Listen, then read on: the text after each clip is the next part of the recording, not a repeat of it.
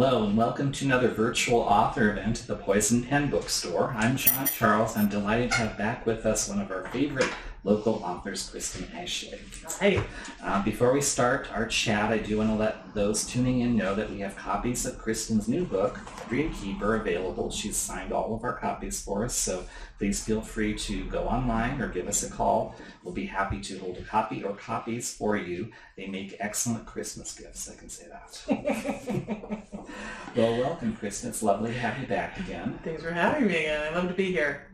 Tell us a little bit about yourself for those tuning in who may not know who you are. Who was Kristen before you became a writer? Well, I was a charity executive before I became a writer. I was born in Indiana, and I started reading romance novels very young. And I always wanted to be a romance novelist. I didn't want to be a writer. I wanted to be a romance novelist. I knew precisely what I wanted to be, but I couldn't get published. And well, first you have to start writing, and instead I went to school at Purdue University, and then I got a job at the Rocky Mountain Multiple Sclerosis Center coming out of college, and that just started. I always worked from charity from then on until I started to publish. And now this is what I do for a living, fortunately. And I think I'm on book 83 or something like that I published. So I have a lot of stories to tell. You knew kind of early on that you wanted to be a storyteller. How did you get your first book published? You said that was indie published? Or? Yes, yeah. There was this I lived in England at the time, and there was this really great government subsidized program called You Write On, which was, and it'd be really lovely. So I tried to do something here or globally. Maybe there is something, I just don't know about it. But what you did was they taught you how to critique, and you would put like a chapter up. And you couldn't earn critiques unless you gave other people critiques.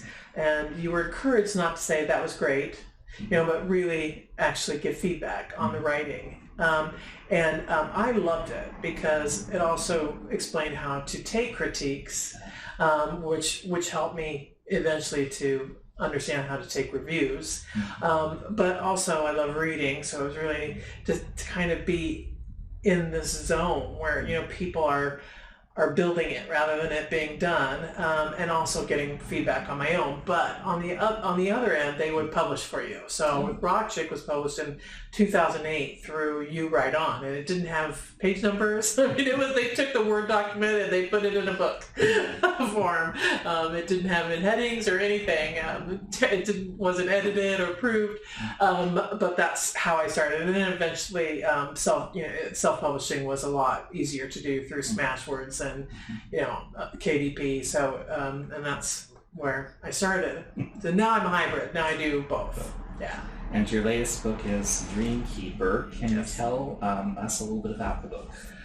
Well, it's the fourth in the Dream Team series, which is a mashup of my Rock Chick series and my Dream Man series that they're set in Denver.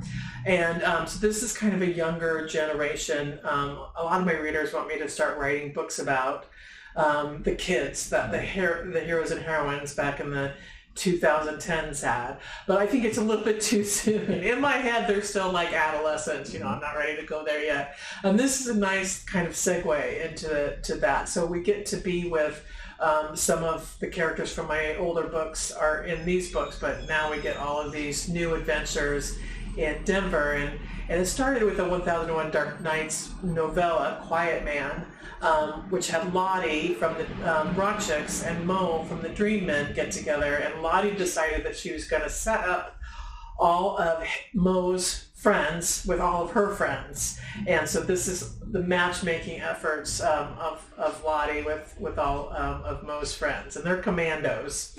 So, and the girls are strippers. So it's really interesting to see where how all the women got into this business and what they do with their lives, and where the men came to be commandos. There's been a lot of talk over the years about authors and their brand. Can you tell us a little bit about what you think your brand is for those who may not be familiar with your books?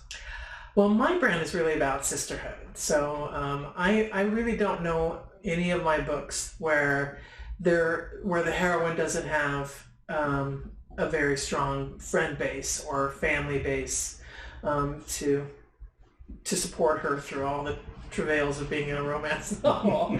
And I bring that to my readers. I call my readers my rock chicks or my chicklets. And we support each other. I have a different arm of what I do called the Rock Chick Nation, and we raise money for women's charities, and we have our own party that we do. Well, I put on this massive weekend party, or I did before COVID hit.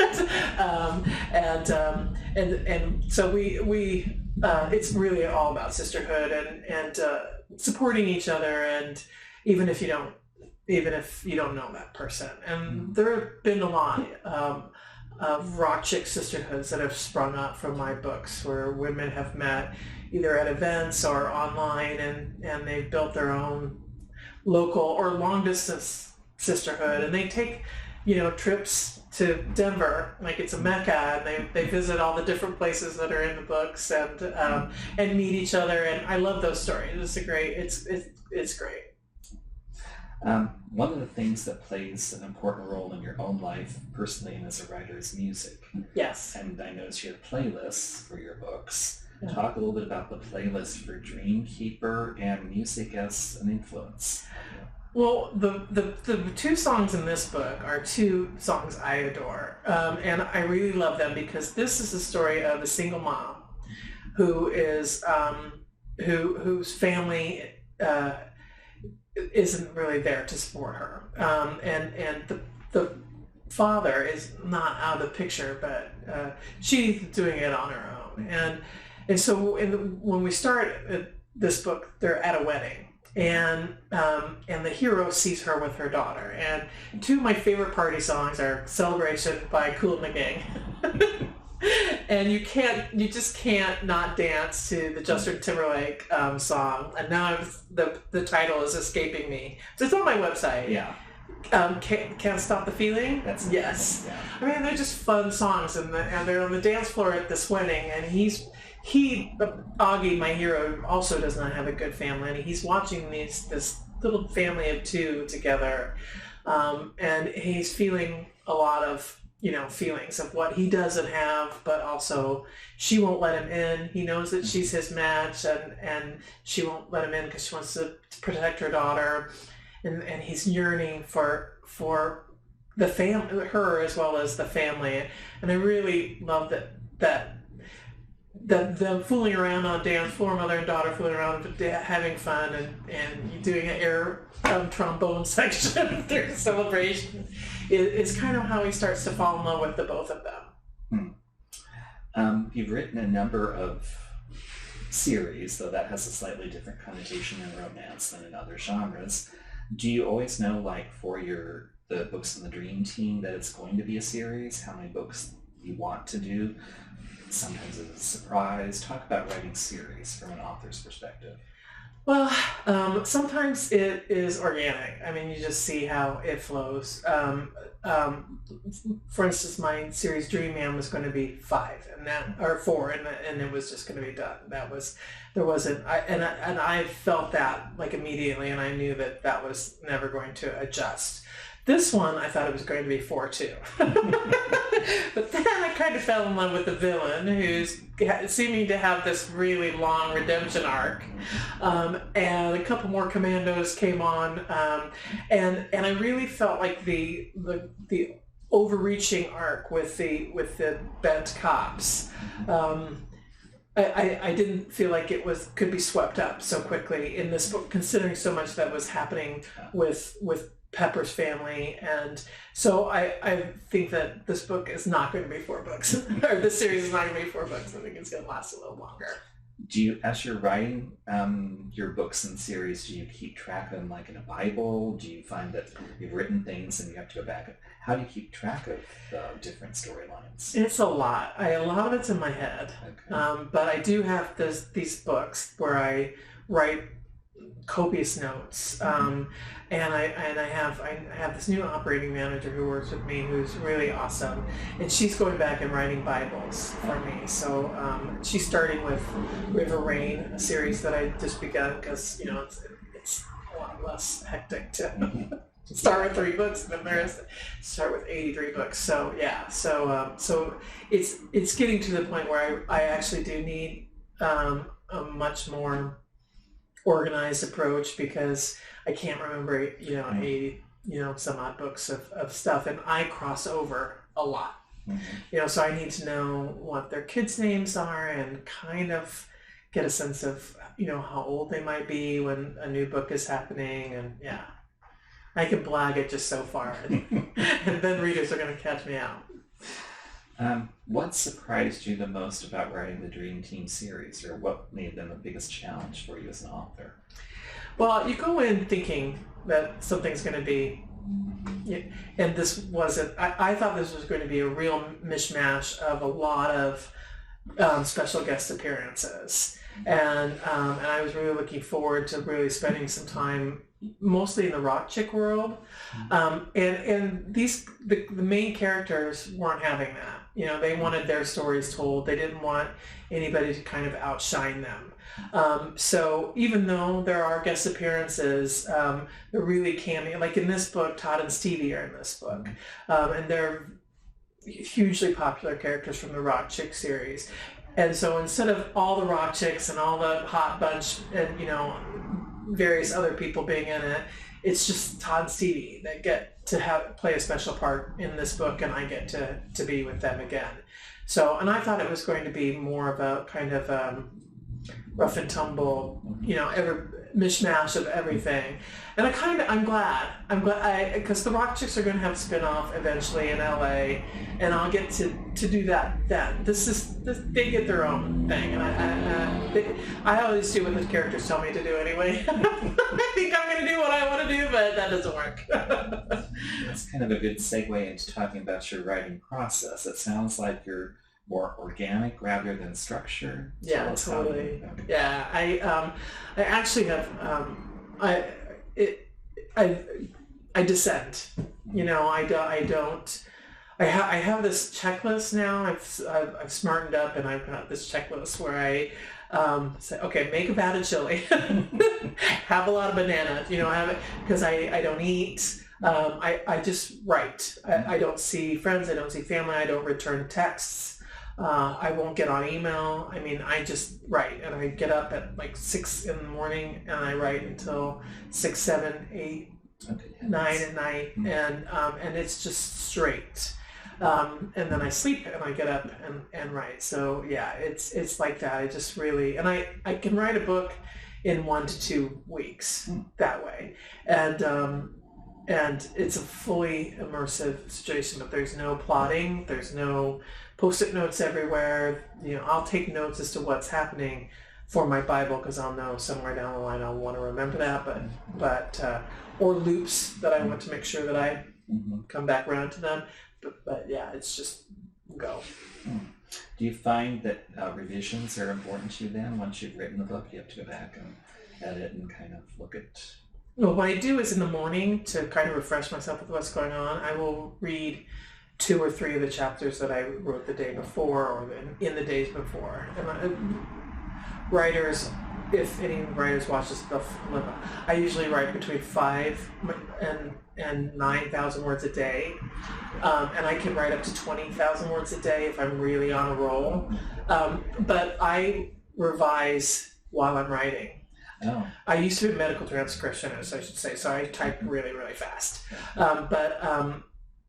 So I will go back to the beginning of the chapter. I'll fiddle, and then the next day I will reread and fiddle, and then start writing. So I hardly revise, because I revise while I write. So before it's over, I'll do a full book read while I'm still writing a couple of times, and then of course I'll do a full book read at the end. But I don't fiddle much. By then it's pretty set. Yeah. You mentioned that you're a hybrid author. For those listening in who might not be familiar with that concept, can you kind of explain hybrid writing, hybrid publishing? What are the advantages to you as an author being hybrid? Well, you get it all. It's always nice to get it all. Hybrid is I'm independently published, so I self-publish my books, and traditional publishing. So I have a publisher in New York the Forever, who published the Dream Team series, and some of the independent. Obviously, I'm in charge of everything, and I have a team, just like Forever has a team. I have the proofers, I have the editors, I have the graphic designers, I have the people that do the marketing. I oversee all of that. Whereas with Forever, you're a part of the team, and you don't just hand in the book and say see ya, but they oversee. They've got the graphic designers, and they have the proofers, and they send you the manuscript to go through the edits, and I fortunately have input into my cover. Some people don't, so it's this kind of a breath of fresh air, because the onus isn't entirely on me to make all the decisions, and I have these people who have been in the business for years and years who can help me, put out a really good book. Whereas independent, everything is my decision, and I like that too, because I'm very controlling. But it's nice to have a break. It really is nice to have a break, and it's always good to collaborate. Not that my own personal editors, they're in the business too. They know what's going on, but the more the better, especially when you're in a creative process and you need feedback, and this is an ever-changing industry, especially with social media. You just never know what's going to sell books, or what books are going to sell, or whatever. So it's nice to have as much expertise coming at you and at your disposal as possible. So. You mentioned your input to the covers. The Dream series has some terrific covers. They really are spot on. I know you're not supposed to say judge a book by a cover, but covers are important. They are very important. Yeah, for sure. And I mean, I really worried about these, because usually romance novels have men on the cover, and I chose to put my women on the cover, and I did that because it's about women. Yes, yeah, and and my brand is really about women, and I like the journeys, and I don't want to say too much about it, but the journeys of the women in these books, and how where they come from, where we get them. So yeah, I was really pleased that they were happy to go in that direction, and I like this. I like this for a romance novel, because it's not always just about the guy, especially in my books. Yeah. So yeah. No, I think it was excellent choice. They're really striking. Thank you. In addition to print for your books, you also have your books available in audio. Yeah. And since you're doing some of your own books, you're involved in that. Can you talk about the whole process and what surprises you about the world of books into audio? Well, back in the day, several years ago, when Audible came to me to buy some of my books, I'm like, sure, it'll just be a little extra money. We listen to audiobooks. Yeah. It's funny. And I say to this today, it was the best decision of my professional career to say, sure, you can have all my books. You just open it up to this massive audience of people who love audiobooks.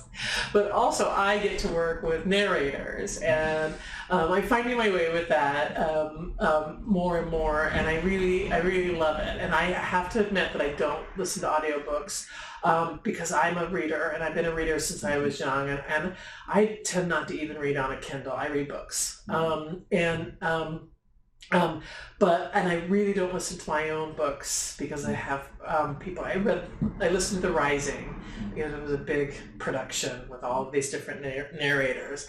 But I get to work with these narrators, and it's really kind of fun. I've made a movie with Passion Flicks of The Will, and it's kind of like when I made the movie, and the director Louise Alston and I worked really close together, because I was producer on the movie and all the casting and going through the script and everything.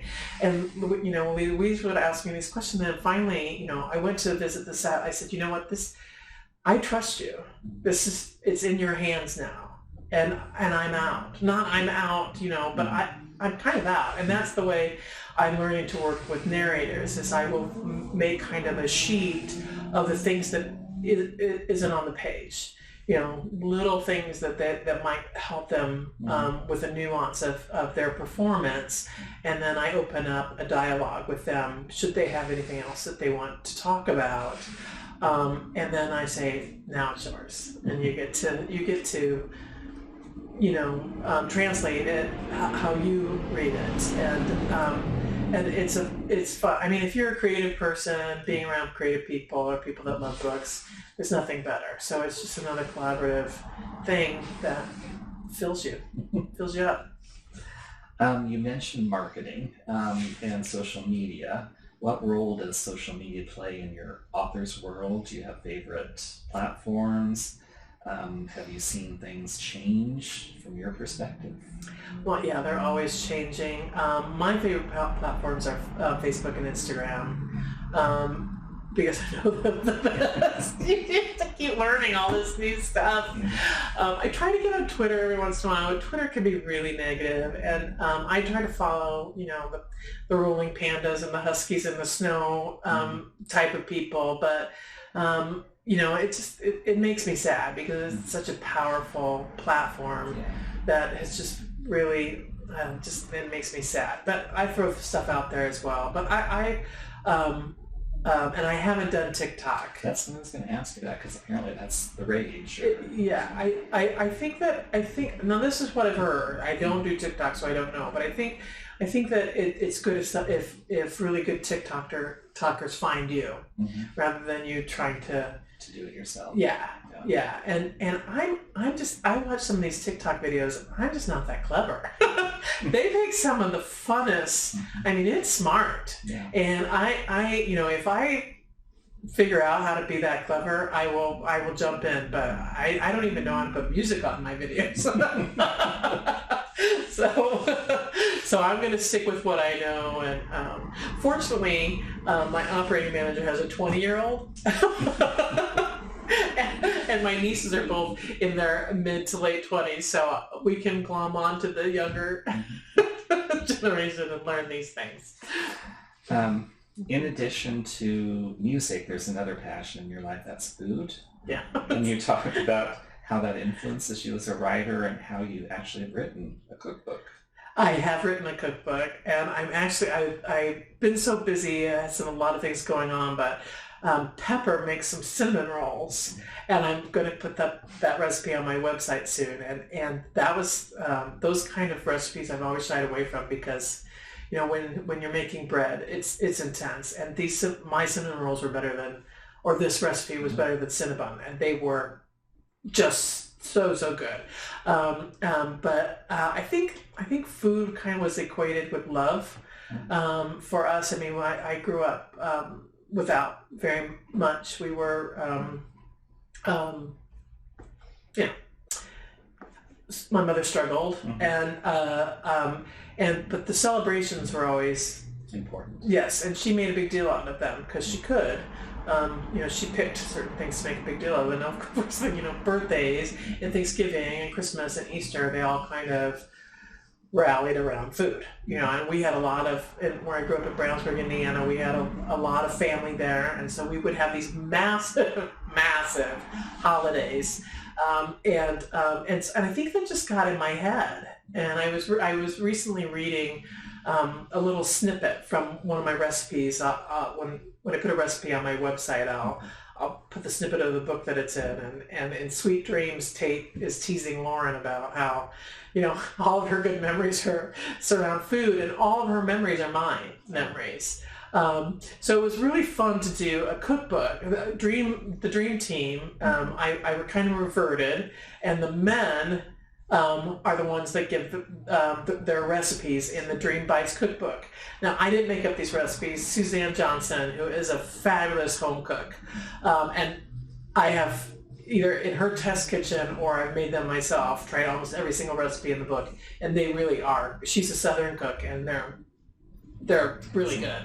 But I wrote the narrative for the book. There is a narrative with the book, and there's a twist in this narrative. So if you're a Kristen Ashley fan, you're not so much of a cookbook person, it's still a book. It's still a Kristen Ashley book. But if you're also a cook, then you have to get it. Plus, my royalties all go to the Rock Chick Nation charities. So they're given thousands of dollars to Rock Chick Nation charities through Dream Bites sales. So it's awesome. You mentioned your charitable work, and I think that's laudable for an author. Tell us a little bit more about that aspect.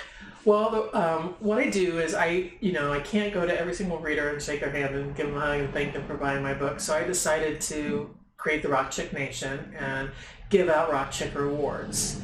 And what we do a variety of things to raise money, but these aren't my charities. I ask my readers to nominate charities that mean something to them. They just have to be women's charities. We have one charity that I picked, and it's not a women's charity, it's a children's charity, Bikers Against Child Abuse. And they do amazing work with kids, needed work with kids. But I have a motorcycle club romance, so it kind of fit in. It fits in with that, and I sell swag. We recently did a raffle with a River Rain influencer box. So as many things as I could dream up to raise money, and we've given, I haven't updated my website, but we've given nearly $200,000 to these charities. And I don't think we're going to select any more charities, because I think we have around 6 or so now, and it just dilutes the power of what we can do for them the more charities we add on. But we have some really great charities that we do things for. So then they're usually smaller, so our impact can be bigger. I know in the past you liked connecting with readers through in-person events, and that changed over the last couple of years by necessity, but I think in the future there may be some plans for trips. Yes. Fingers crossed.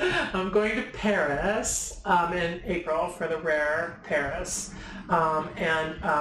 I think, I'm going to Readers on the River with 1001 Dark Nights and J.R. Ward, who is awesome, and Louisville in September.